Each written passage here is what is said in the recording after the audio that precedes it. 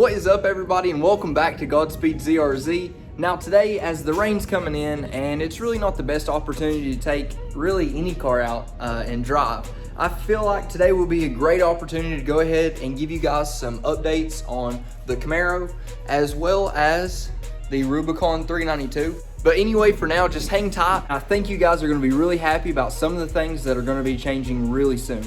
And just like that, the rain's in on us. But first things first, I wanted to go ahead and talk about the Camaro. So of course, as many of you guys know, this is the one I totaled in November, December, somewhere around there. Or not totaled, I guess, but wrecked pretty bad, and we've been fixing it up ever since.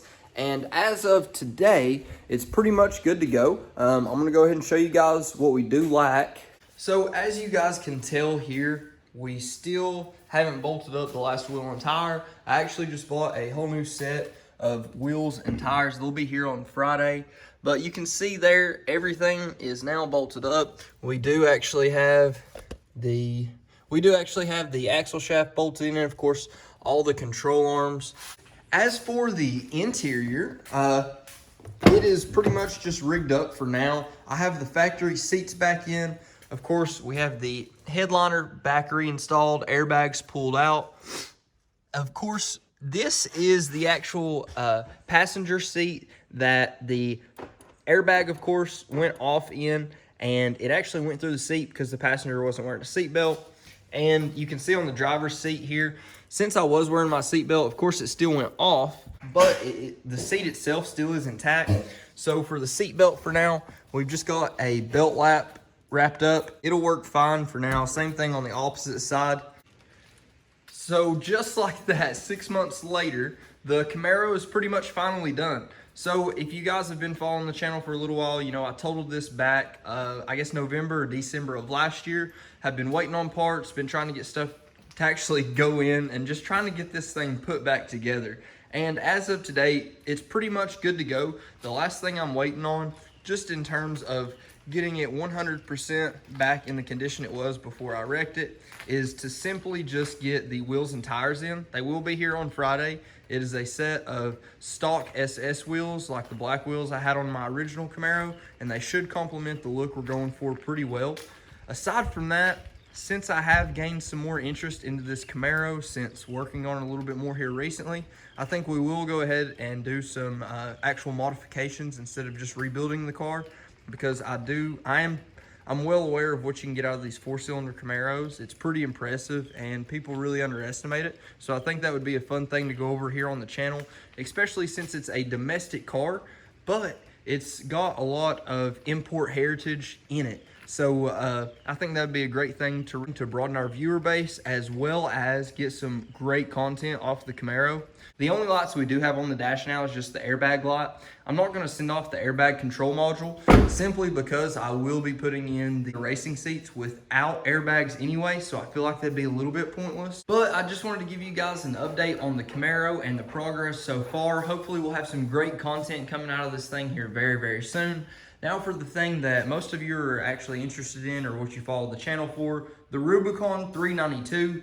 And of course for this one, we have some sweet things planned. Of course, with the Rubicon 392, I've told you my plans in the past, and it's going to be very similar to a build I have done in the past. But just to give you an idea, we're going to be running 20x12, -44, maybe an XD. I think it's an XD 860, if you want to look that up. Black and, of course, bronze to go with the color scheme on the new Rubicon.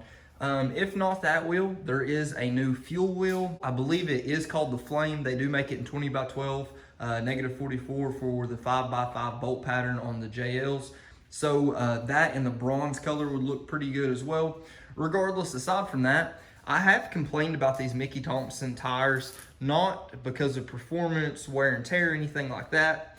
Really, the only complaint I have is that they are asymmetric. So it's a complete mirror flip image of the tires. But in the 8,000 miles, let's see, I've had them, in the mileage I have had them on the Jeep, I've absolutely loved them. They look really aggressive, they grip well, they do well in pretty much every kind of condition. So I think I have decided to go with the 38 1550 Mickey Thompson Baja Boss. Of course, it's the MT, and it'll be on the 20-inch wheel. I think that'll look really, really good, really aggressive. And as for the bumpers, front and rear, of course, we're going to be going stubby as usual and kind of go with like a low profile rear bumper, and then probably going to go with the Stinger. I usually do it every time. I don't know why I wouldn't this time, other than the trail camera. So that will be a little bit of an annoyance, but we can definitely figure out a way around that. As for the clearance and lift, I don't know what kit I'll be going with. Probably Skyjacker. I do a lot of work with them. The owner from Skyjacker, Lonnie McCurry, is pretty awesome, treats me well, and always gives me a great deal, a great price, and definitely lets me help you guys out as well. I actually have my Skyjacker link. It's active again. I'm gonna put it down below if any of you guys are interested in Skyjacker products, of course. It's great stuff. I have a video of one of their previous lift kits on my page as well from the Rubicon on 40s. So it performs really well, does really well. If I do anything lift kit wise, I may go with Skyjacker, but I believe with the 2-inch lift that comes from the factory on these Rubicon 392s, I may be able to get away with it with just some, either doing the fender chop or, you know, fender delete, maybe some fender modifications to the stock ones first, and then you know, do either a fender delete or of course like an off-road tube fender, whatever we need to do, of course, for that. But just to give you guys an idea of where my head's at for the car, of course, there are going to be some different power modifications as well. I would like to continue doing this build in gradual steps. For me, each car that I usually do, of course, I'll take it as far as I'm actually able to, you know, money-wise, pretty quick, and then I get really bored of it really fast. With this one, I want to walk it through the phase. I drove it stock for a while. I drove it just on 35s. I want to drive it just, you know, on big wheels and tires lifted, whatever the case may be. Then I want to add some more power and then some more power and continue building this gradually as we're doing other things on the side. But for this, we're going to take it above and beyond pretty much anything else that's out there right now. But it'll be a great, you know, process, and it'll be pretty cool for you guys to be able to see the evolution of the Jeep step by step and continue to just keep getting great content out of this thing. Now, aside from the vehicles, another big change, we are getting rid of the Mercedes here soon. I'm going to be getting another SUV, maybe a truck. Strangely enough, she wants a truck, so I may just get a truck for that. We'll be adding that to the channel. She's talking about the ZR2, so if she wants that, we may just end up getting the ZR2, or we may get another, like, you know, luxury off-road oriented SUV, which would be really cool. We have the ML350 now. We'll be getting rid of it. And of course, like I said before, for the Camaro, I've got pretty interested in it again. I want to continue to build it a little bit farther, actually do some modifications instead of just rebuilding the thing. So that's going to be a lot of fun. But for the big change that's coming up, that's not vehicle related, it's just I'm moving. So it's just that time of the year again. I move literally every year. In the last year and a half, I've moved 3 times. So we've been here right at a year now. Found another place here kind of in the same area, close enough anyway. So that's going to be taking up a lot of my time here soon. I'll be moving around the 1st of the month. So I'll be getting settled in the new place, and probably one of the next videos you guys will be seeing, it'll actually be at the new location. So we'll have to figure some new things out, figure out the new setup. But I just wanted to bring you guys in, show you what's going on, let you guys know that we do have some really big plans. I've got some really great content planned for you guys, and we've got some great machines to do it with. But as always, guys, I do appreciate the love and continued support.